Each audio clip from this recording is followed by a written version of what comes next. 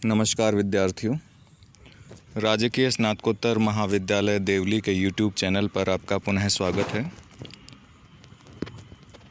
आज का प्रकरण है केशवदास विरचित रामचंद्रिका के अंतर्गत राम रावण युद्ध नामक पद्यांश।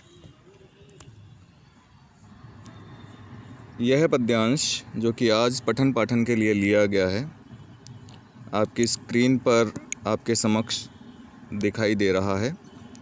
आइए सर्वप्रथम इसका सस्वर वाचन करते हैं। जब राम रावण से युद्ध करने के लिए उतरते हैं, रण क्षेत्र में उतरते हैं, तो उनके पास रथ इत्यादि कुछ नहीं होता। तब देवराज इंद्र श्री राम को अपना रथ देने के लिए देवों के सारथी को भेजते हैं। तत्पश्चात उनमें युद्ध होता है। उसी का वर्णन केशवदास जी ने इस पद्यांश में किया है। इंद्र श्री रघुनाथ को रथहीन भूतल देख कै, बेगी सारथि सो कहेऊ, रथ जाहि लय सुविशेष कै। इंद्र श्री रघुनाथ को रथहीन भूतल देख कै, बेगी सारथि सौ कहेऊ, रथ जाहि लय सुविशेष कै। तून अक्षय बाण स्वच्छ अभेद लय तन त्राण को, आई यो रणभूमि में करि अप्रमेय प्रमाण को। तून अक्षय बाण स्वच्छ अभेद लय तन त्राण को, आई यो रणभूमि में करि अप्रमेय प्रमाण को। कोटि भांतिन पौन ते मन ते महालघुता लसय, बैठी के ध्वज अग्र श्री हनुमंत अंतक ज्यों हसय। कोटि भांतिन पौन ते मन ते महालघुता लसय, बैठी के ध्वज अग्र श्री हनुमंत अंतक ज्यों हसय। रामचंद्र प्रदक्षिणा करि दक्ष वह जब ही चढ़े, पुष्प वर्षि बजाय दुंदुभि देवता बहुधा बढ़े। रामचंद्र प्रदक्षिणा करि दक्ष वह जब ही चढ़े, पुष्प वर्षि बजाय दुंदुभि देवता बहुधा बढ़े। राम को रथ मध्य देखत क्रोध रावण के बढ़्यो, 20 बाहुन की सराबली व्योम भूतल सो मंड्यो। राम को रथ मध्य देखत क्रोध रावण के बढ़्यो, 20 बाहुन की सराबली व्योम भूतल सो मंड्यो।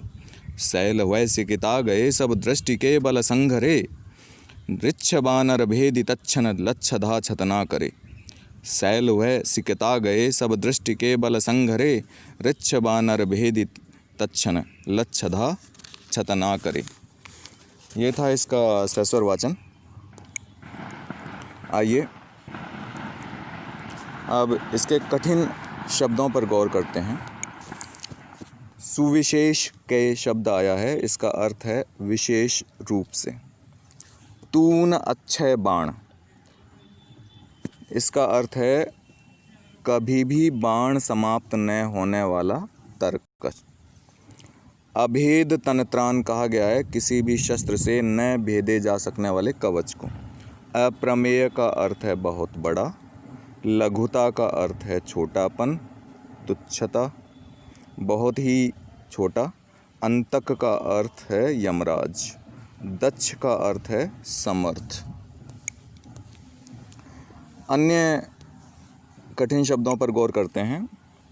पुष्पवर्षि का अर्थ है फूलों की वर्षा। दुंदुभि का अर्थ है युद्ध वाद्य।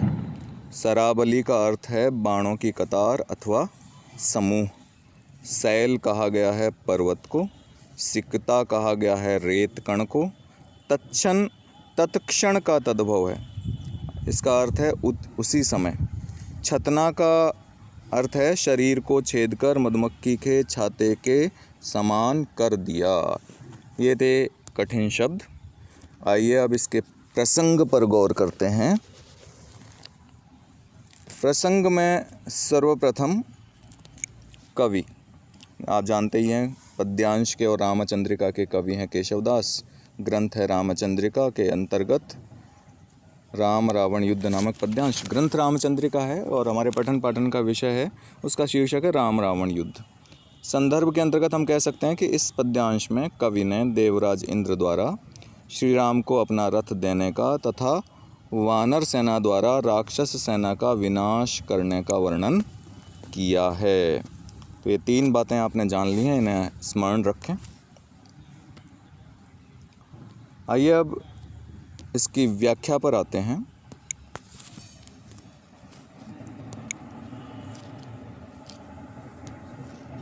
पहले दो पंक्तियाँ करके लेते हैं।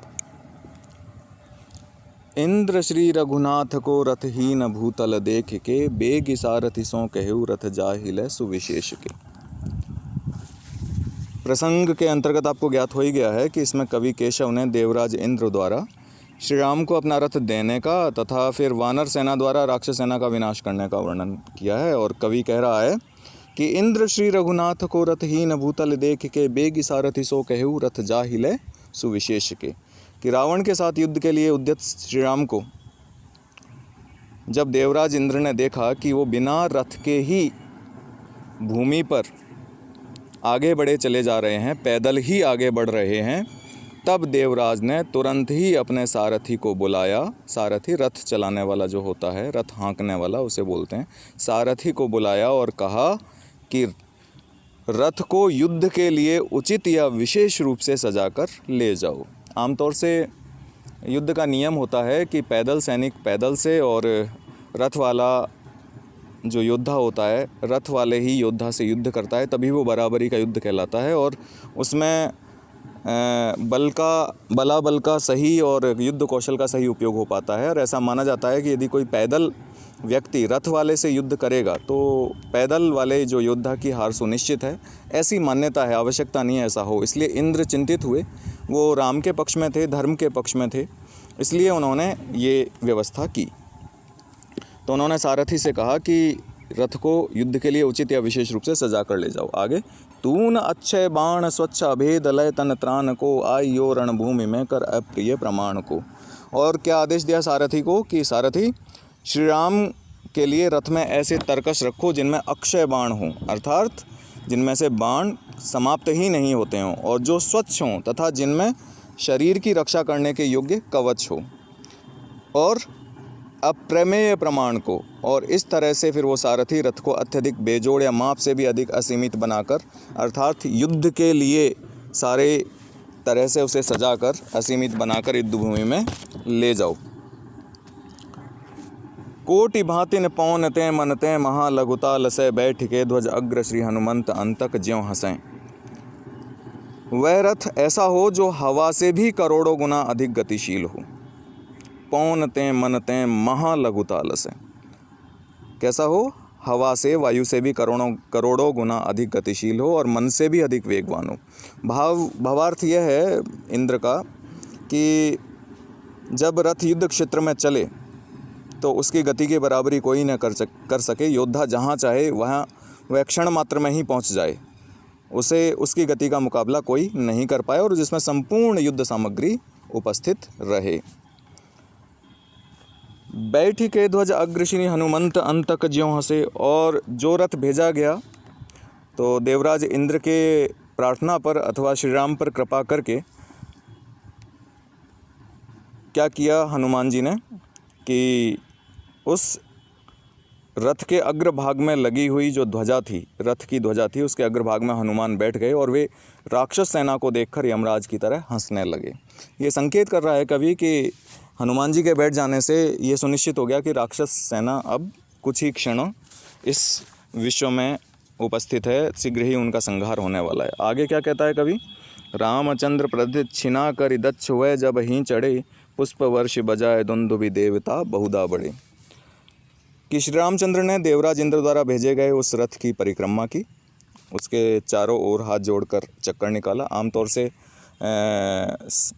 भारतीय संस्कृति में कोई भी चीज़ अगर कोई हमारे उपयोग की है तो हम सर्वप्रथम उसको सम्मान के भाव से देखते हैं और विभिन्न प्रकार के उपचारों से अपना सम्मान प्रदर्शित करते हैं। तो यहाँ भी एक तरह से परंपरा भी है और विनय का भी है कि देवराज इंद्र द्वारा जो रथ भेजा गया था उसके प्रति विनय प्रदर्शन करना था, धन्यवाद ज्ञापन करना था। और साथ ही रथ चूँकि एक तरह से योद्धा की रक्षा करता है, तो इसलिए श्री रामचंद्र ने देवराज इंद्र द्वारा भेजे गए उस रथ की परिक्रमा की और रावण के समान ही वे रथ पर चढ़कर, रथाधिरूढ़ होकर, योद्धा की शक्ति से संपन्न होकर, रथ पर चढ़े गए योद्धा की शक्ति से संपन्न होकर दक्ष होकर समर्थ होकर रथ पर चढ़े, और जैसे ही वो रथ पर चढ़े देवताओं ने आकाश से ही दुंदुभी बजाकर, दुंदुभी एक युद्ध वाद्य होता है, दुंदुभी बजाकर पुष्पों की वर्षा की, और साथ ही श्री राम की विजय की कामना भी की होगी। उनके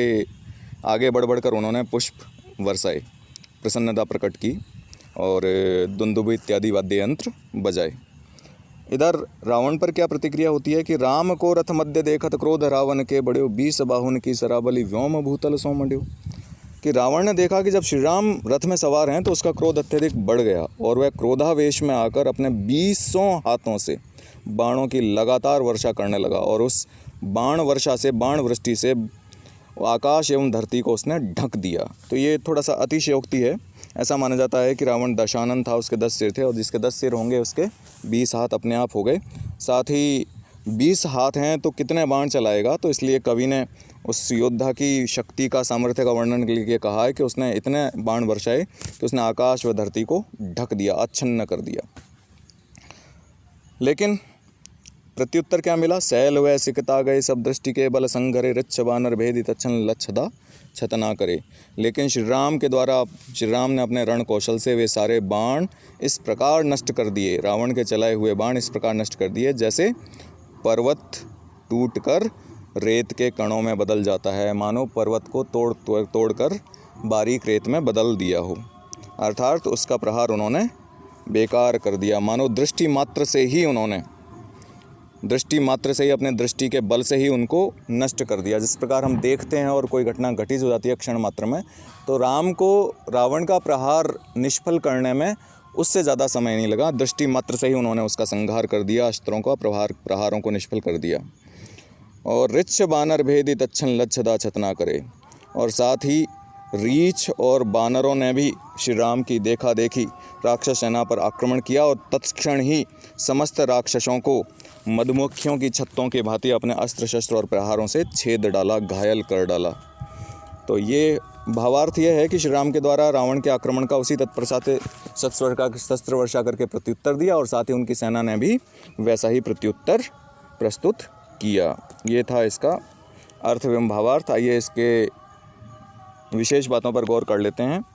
हम लिख सकते हैं कि युद्ध क्षेत्र का अलंकारिक वर्णन किया गया है। इसमें आपने देखा है कि केशवदास अलंकारवादी आचार्य हैं, अलंकार उनको विशेष प्रिय हैं, तो उन्होंने इस युद्ध का जो वर्णन है वो अलंकारों के माध्यम से, अलंकारों पर आधारित करके ही किया है। उसमें अलंकारिक वर्णन है, चमत्कार है। तो जब अलंकारों का ज़्यादा वर्णन होता है, अलंकारों का ज़्यादा प्रयोग होता है, तो कई बार उसमें भाव थोड़े से क्षीण हो जाते हैं। साथ ही इसमें तत्सम तद्भव शब्दावली का प्रयोग किया गया है, कहीं कहीं तत्सम शब्द आए हैं और कहीं कहीं तद्भव शब्दावली भी इस्तेमाल की गई है। और पद्यांश में जो अलंकार प्रयुक्त हुए हैं वो हैं उपमा, अतिशयोक्ति और अनुप्रास।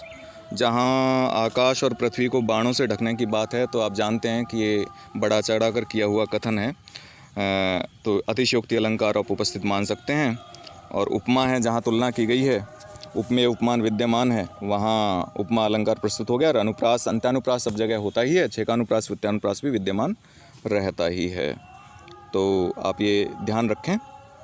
और अब बारी है आज के गृह कार्य की। गृह कार्य बहुत साधारण सा है कि पद्यावतरण में प्रयुक्त जो अलंकार हैं उनका नाम आपको लिखना है। पद्यावतरण में प्रयुक्त अलंकारों का नाम उल्लेख कीजिए। आज के लिए बस इतना ही। आप सब लोगों का बहुत बहुत धन्यवाद।